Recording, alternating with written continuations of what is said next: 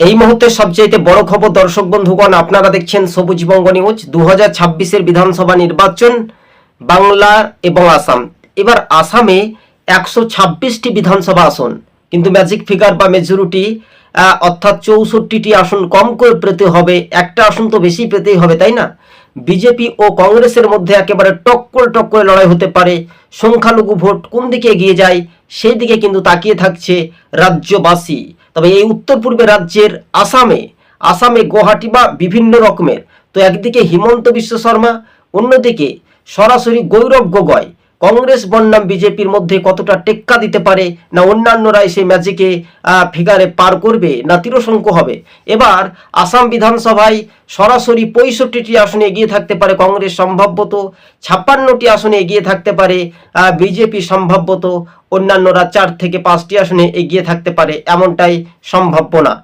Sabujbanga news চ্যানেলটি ভালো লাগলে শেয়ার করে পাশে থাকবেন। আজকে ছিল আমাদের এই পর্যন্ত প্রতিবেদন জনমত সমীক্ষার ইঙ্গিতে। তবে এবার আসামে জোর টক্কর লড়াই হওয়ার সম্ভাবনা, চান্স দেখা যেতে পারে।